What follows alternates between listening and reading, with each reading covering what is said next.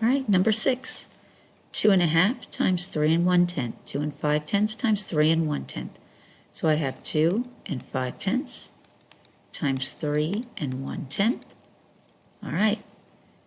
You do not have to line up your decimals, but look at this. It happens to line up, but it's not a big deal.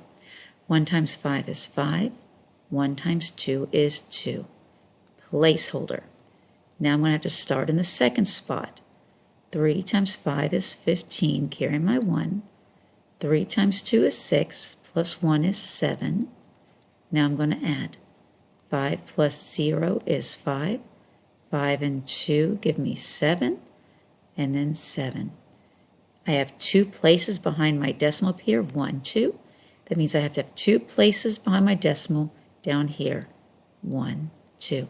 And notice, 3 times 2 is 6, and that's near 7. So you're pretty good.